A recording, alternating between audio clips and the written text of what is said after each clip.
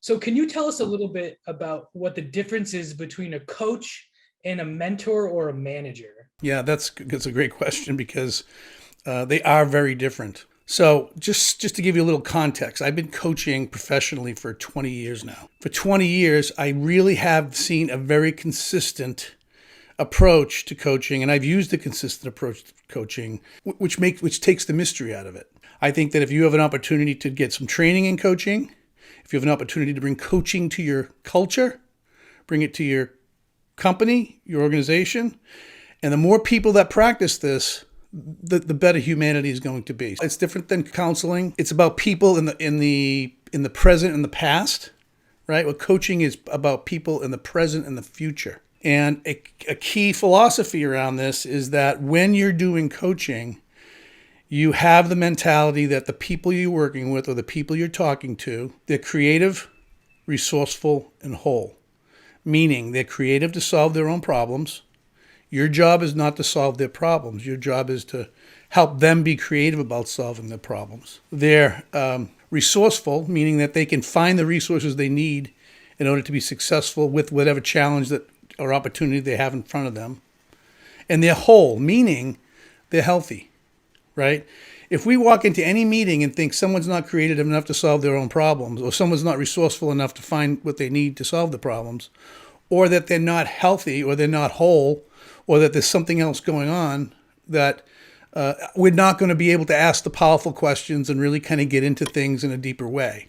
So the assumption that I make is that when I'm coaching anybody, whether it's somebody that comes up to me and has a casual conversation about a challenge or an opportunity, or if it's somebody that's really deep in, like I have this really important decision to make, or whatever it's going to be, I approach it that way. Now, if in any instance that I don't think those three things are there, then they probably don't need to be coached. They probably need something else, and they probably need to think about it, or they need to kind of work on being in those three spaces. So to answer your question, the difference between managing, coaching, and mentoring are vastly different. So let me just tell you what management is, right? Management is that we have to control things, we have to organize things, we have to plan things, and we have to kind of give instructions about what to do. We have to do that. That's part of the formula here, right? It is managing what's going on, managing people to do those things, and it's executing on those things. And we're gonna do that most of our day. Mentoring is different in the fact that mentoring is when you're mentoring somebody, you are probably explaining to them how you do things, what your approach to things are. Mentoring looks like, well, this is how I would do it. This has been my experience. This is how I got promoted. This is how I would handle a problem. This is right. It's kind of like it's sharing your experience with people. Extremely powerful stuff. And mentoring also means you have the responsibility of being an advocate for them. So if you're in a mentoring conversation, right, you would say, I'm advocating for you now. I'm gonna tell you what I would do. I'm gonna listen to you. It looks kind of like coaching, but it's not as much listening, and it's a little bit more of explaining and helping people kind of move to action in some way.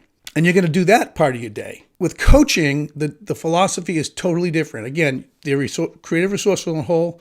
They're coming to you, and what you want to do is create that safety. You want to listen for values. You want to listen deeply. It's certainly many different levels, right? You want to ask powerful questions. You want to look for contradictions, right? And you're going to deal with their gremlins or their saboteurs or their little lawyers in their head that are telling them different things, right? And you're kind of sorting all that out with them.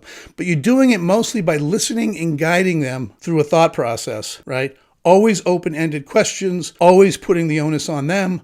A good coach will listen probably 90% of the time and ask questions and guide them through some of that conversation, right? And getting them to a deeper level. It is different than managing. It is different than mentoring. And throughout your day as an executive or a leader or a team member or a peer or whatever, or as an employee, you're going to move between those things constantly. So assume someone comes in your office and says, I'm having a problem with the project. And you say, okay, what's the problem? Like, what are the obstacles? How are we going to deliver it?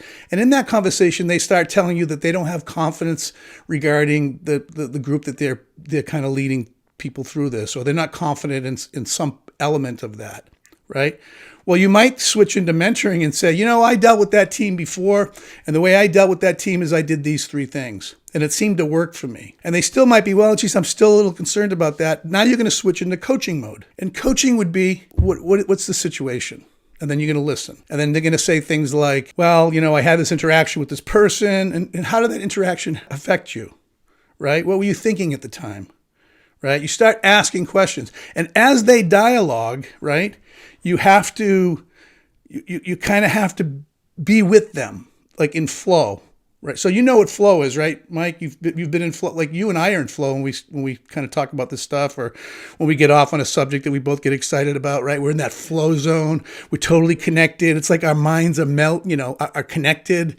The whole world goes away, and here we are focused on each other. And that's the flow that you're looking for. And when you're in that flow, in a listening mode, right, you create this kind of like valuable dialogue that kind of takes it on a life of its own. When I think people are creative, resourceful, and whole, I also believe that they're going to come to their own solutions. I mean, I totally, and I've said this before, I believe that reasonable people come to reasonable conclusions when they process it properly or enough. Right? Even if it's a room full of people with very different backgrounds will come to the same conclusion. So certainly your coaching client or the coaching person, the person you're coaching will come to a reasonable conclusion that's going to work for them. And that's what you're looking for. Now, the difference is that when you're a manager and you're also playing the role of mentor and coach, you really have to separate the management stuff out of it.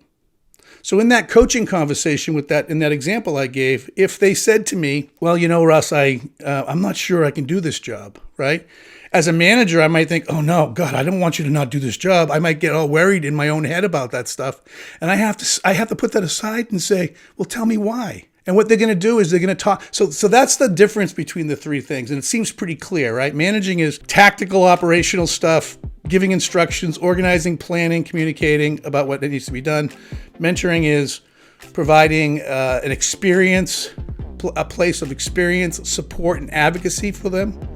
And then coaching is really creating this kind of situation where you're allowing them to solve their own problems in a deep way.